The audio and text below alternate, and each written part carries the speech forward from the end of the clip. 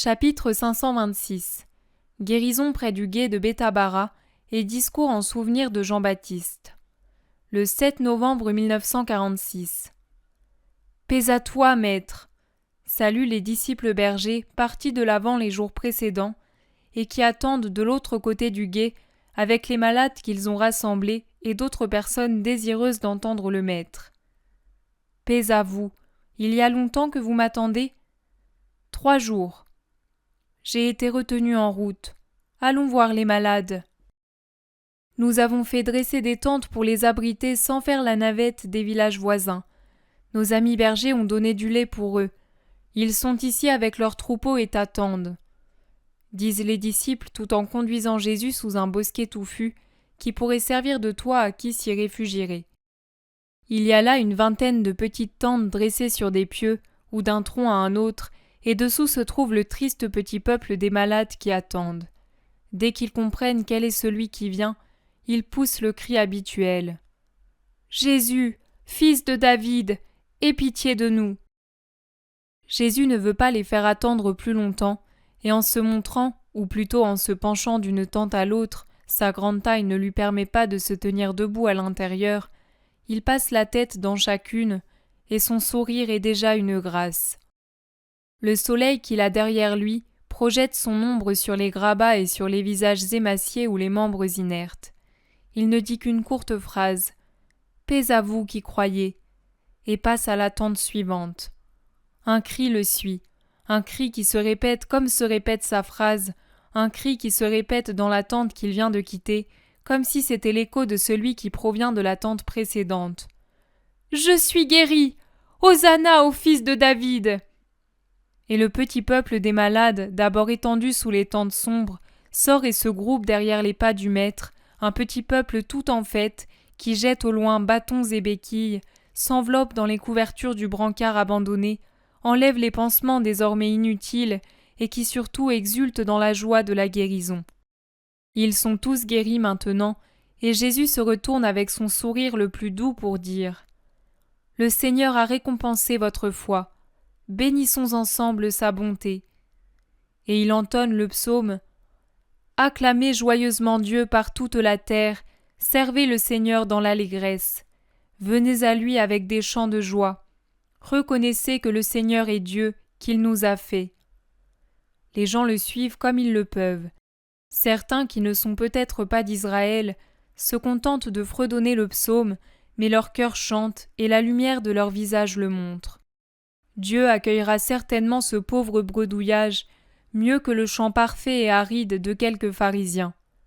Matthias dit à Jésus « Seigneur, en parlant à ceux qui attendent ta parole, rappelle notre Jean. » Je pensais le faire, car cet endroit me rappelle encore plus vivement le cœur, la figure de Jean-Baptiste.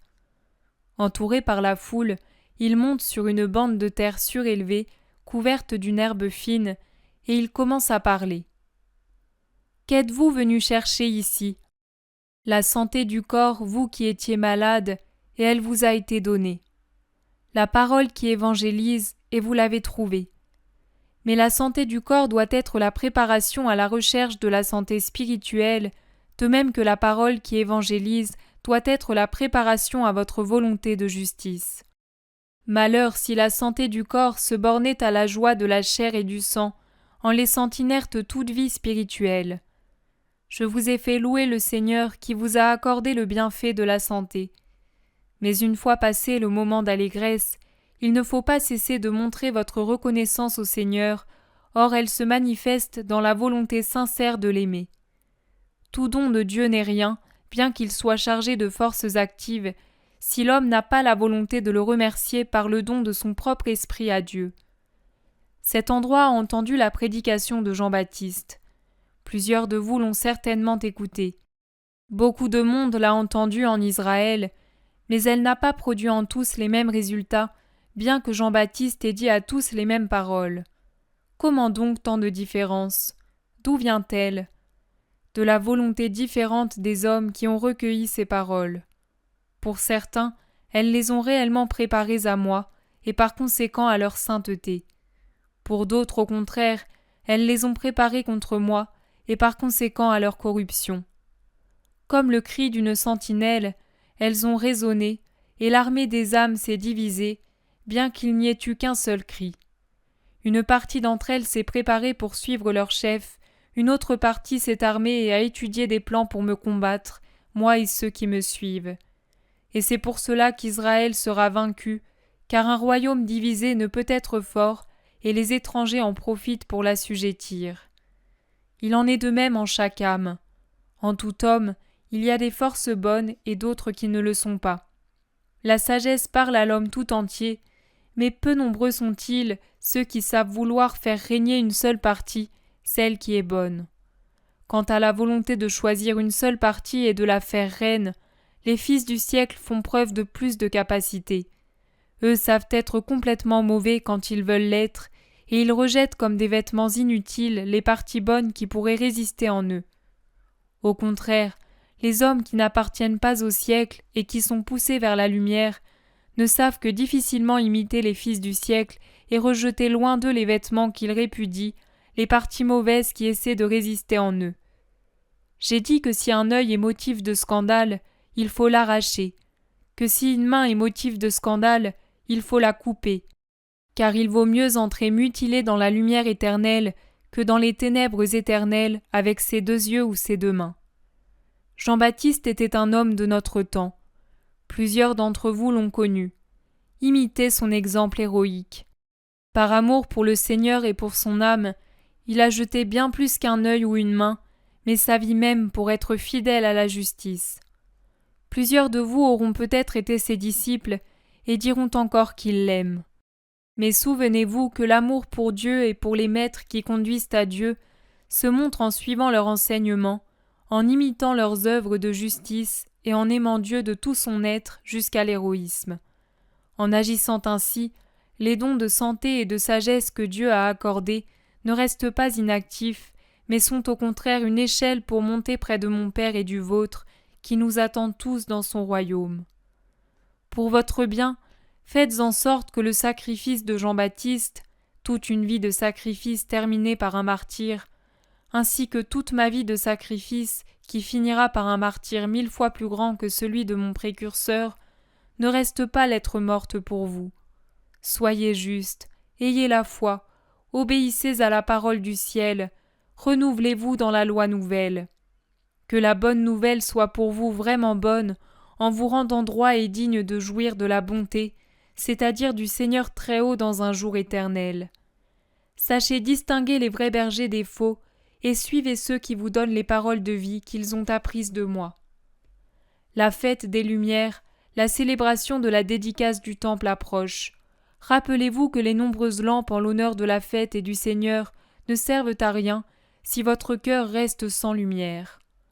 La lumière, c'est la charité, et le porte-lampe la volonté d'aimer le Seigneur en accomplissant de bonnes œuvres. Rappeler la dédicace du temple est pertinent, mais il est beaucoup mieux et plus agréable au Seigneur de dédier son âme à Dieu et de la consacrer de nouveau par l'amour. Des esprits justes dans des corps justes, car le corps ressemble au mur qui entoure l'autel, et l'esprit est l'autel sur lequel descend la gloire du Seigneur. Dieu ne peut descendre sur des autels profanés par les péchés des hommes ou par des contacts avec des chairs mordues par la luxure ou des pensées mauvaises. Soyez bons. La peine de l'être dans les continuelles épreuves de la vie est compensée avec usure par la récompense future et dès maintenant par la paix qui console le cœur des justes à la fin de chacune de leurs journées quand ils s'étendent pour se reposer et trouvent leur oreiller exempt de remords, ce qui est le cauchemar de ceux qui veulent des jouissances illicites et n'arrivent qu'à se donner une agitation sans paix.